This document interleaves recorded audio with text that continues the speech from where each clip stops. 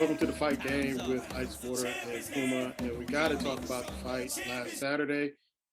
People call it an upset. I don't see it as an upset, but Canelo Alvarez and Dimitri Bivol had it out Saturday. I got to see the fight, and the Russian was stronger, faster, laid them hands on Canelo Alvarez, and it seemed like Canelo Alvarez was trying to wait to the later rounds to see if this guy would wear down. But it seemed like Canelo Alvarez, in my opinion, wore down during the fight and couldn't turn on that Alvarez charm in the later rounds to kind of steal his fight. Your thoughts about the fight? Yeah, normally, when you talk about that cherry picking, but they usually they went after a bigger guy and that may not be as mobile. And what usually happens, Canelo often has fallen behind in these bouts and the bigger guys. And then he goes, waits to about maybe sixth round and starts banging their bodies and then breaking them down and then usually goes for the knockout. But in this particular fight, Bivol had the perfect formula to fight Canelo. Nice stiff jab, high guard, also protecting his body from any body shots, and pretty much keep staying away from the uppercuts. Plus, he moved. This guy, he came and he fought the perfect fight.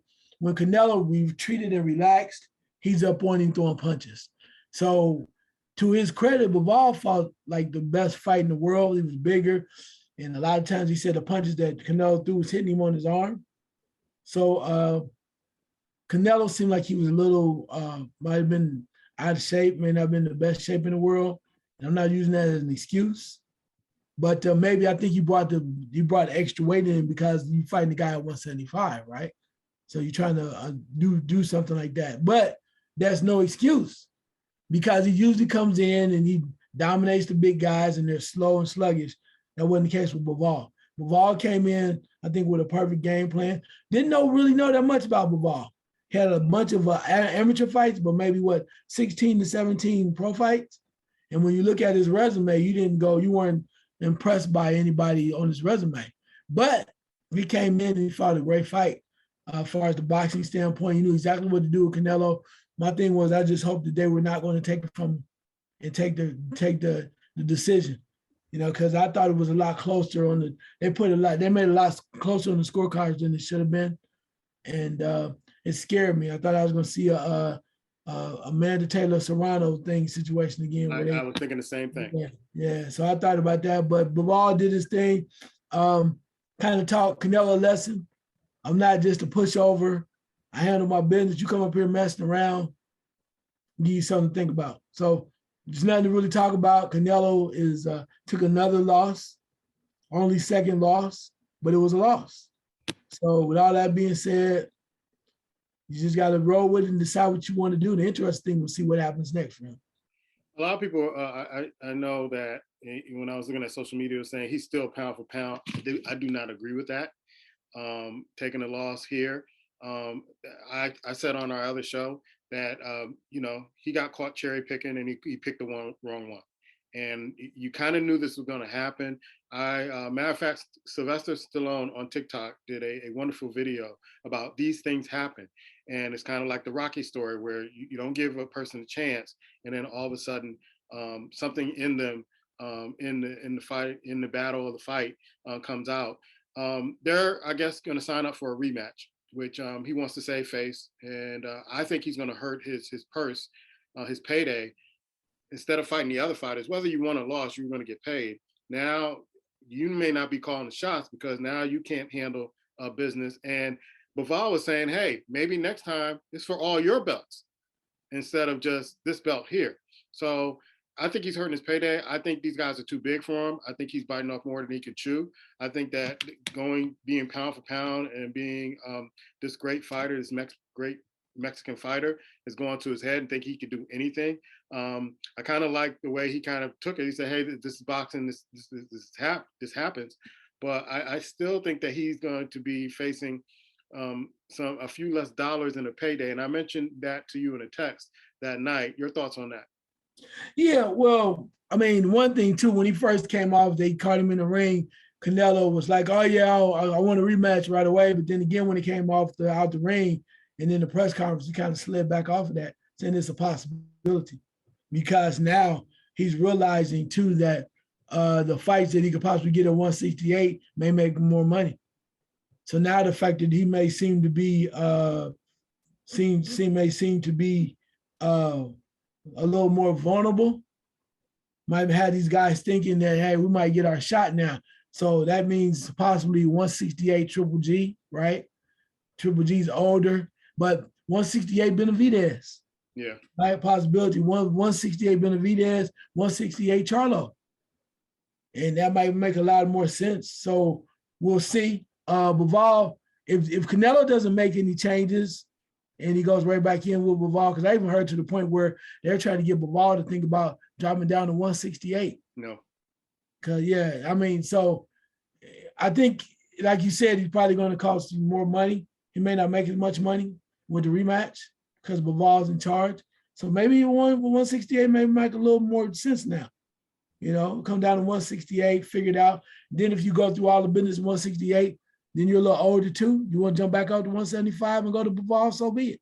I guess my point here was, and I've asked this question to somebody else earlier, was what does Canelo get out of winning that rematch at 175 besides redemption?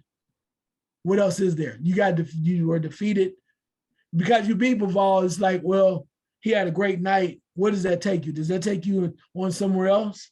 Or you drop down to 168 and fight a Triple G, then maybe some of the other guys will step up and say, we want some too.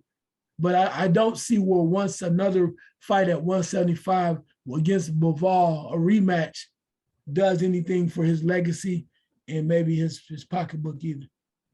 And I can't see him beating Bivol in a rematch. From what I've seen in that fight, I would think that Bivol would be like, you know what, I figured this guy out, and anything he tries to do differently, he can't handle what I can bring in this ring as far as my strength, my speed, and his defense. I just thought his defense was impeccable, and he didn't let Canelo Alvarez get away with some of the things that he gets away in other fights, and so he just manhandled him in some respects. So we'll see on that.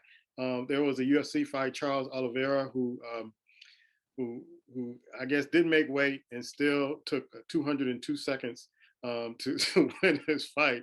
And what do you think about this fight? Yeah, I mean, but Oliveira, it's like it's one of them things you say to yourself, you know how great he is talent-wise, but you wonder why you don't put the work in to be able to make the weight. That's the only thing I have a problem with. I mean, things happen, I get it, but you just have great athletes like this. You already know what's going on. If you're having that much trouble making the weight, then go up, man. Yeah. Go up. I mean, go up and move to the next category or whatever situation may be. And if it's not that easy where it's too many pounds for you to stay at consistently, get your A in the gym, bruh. I mean, what else you doing with your life? You fight, and what else you do? You fight, and you probably got a family, but get in the gym. That's how you make your money. I just don't understand how some people can take such a nonchalant attitude at something that's really paying them so handsomely. Yeah, the Rose dropped her bout. It was the weekend of upsets, so the Rose drops her bout in UFC 274. What's next for her? Because losing the title to Carlo Esperanza, I don't think a lot of people saw that. And she was saying, I effed up, I messed up. And maybe she wasn't ready, maybe she wasn't prepared. I don't know what's going on, but what's next for her?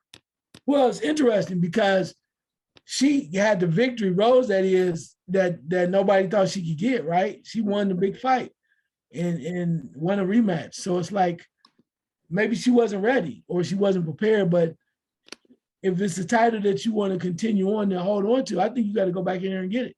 But you got to come in back prepared. Because to move on somewhere else doesn't make a lot of sense. Because particularly, but she believes that she can beat this lady, Esperanza, right? Yeah, if she believes she can beat her, you need to get your mind right in order to rematch. Because a lot of people say that Rose didn't throw a lot of punches. She really wasn't. It was not an action-filled bout whatsoever, and that's not Rose's game. So Rose, go back and get your title. Do what you got to do and prove to people that you had an off night. The Lions had an off night. You can too. Yeah. All right. Any upcoming fights we need to look for? Yeah, we got a few things coming up. Actually, this weekend is Jermall Charlo is fighting. is fighting this weekend versus Brian Castano. They fought to a draw last time. Really exciting fight. Both men are really going to come in and give you your money's worth. Castano has a very awkward style, which kind of gave Jamel Charlo some problems. So it'll be interesting to see what kind of adjustments that Jamel Charlo makes. Plus, too, Jamel Charlo knows he needs to keep winning because if he falls back anymore, the big fights he's looking for, some other things too. What I find interesting is somebody was asking me if Jamel Charlo was waiting, and let's say Terrence Crawford and Errol Spence Jr. fought each other.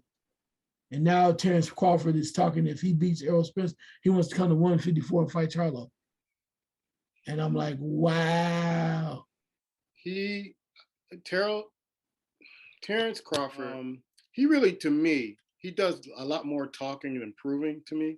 Now, you fought a lot of guys in Nebraska, and you beat a lot of guys in Nebraska, but some of those guys weren't the top guys. So until you can prove that you can beat some of the top guys that Errol Spencer has fought, then, you can't Twitter and talk your way into pound for pound or being the best, because it seems like, we're off of Twitter. I announced that on the last show, we're off of Twitter. But when I was seeing these messages he's sending to Earl Spence, hey man, I'm gonna do this, I'm gonna do this, I'm gonna do this. Earl Spence just got to a point where like, you know what? We'll see when we sign the contract. Mm-hmm. And so I'm glad that Earl Spence said that, because I'm not gonna get in a Twitter war with you, man, because that's not when you win the fights. And so it just seems like he's trying to prove to people, and maybe trying to prove to himself, that he's the pound for pound best. But for me, it's always been Errol Spence, because he fought the guys that are in the top 10, the top 5 fighters. And for Terrence Crawford to keep saying, I'm gonna do this, I'm gonna do that, get your business straight, get your management straight, then go fight people. Don't just talk it. You gotta walk it sometimes. Yeah, I think that's a major faux pas for Terrence Crawford right now is his management. Because now you're a free agent, and it seems like he's still wandering around trying to figure out, where do I go? Terrence Crawford, now you want to fight Errol Spence, and you really don't have, your management not showing any oomph that we know to make that happen. If it's going to happen, it's because Errol Spence Jr. wants it to happen. But I mean, the lack of guidance and management, I mean, say what you want to about Bob Arum, but I mean, he doesn't seem to have any structure whatsoever.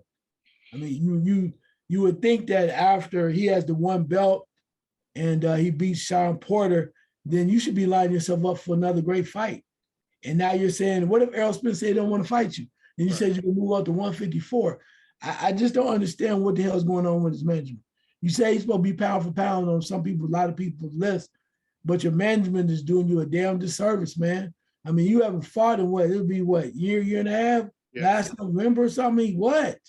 Then Errol Spence is gonna make you wait even more, so he's not gonna fight you right away. He may not fight you till next year.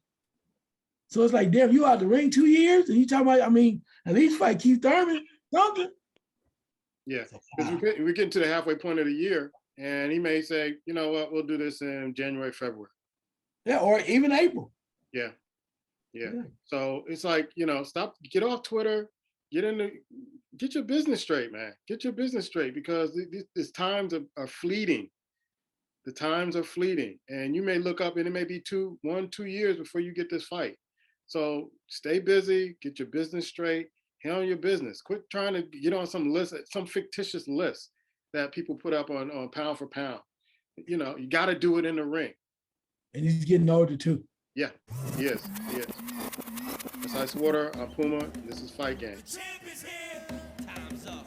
The champ is here. The remix. The champ is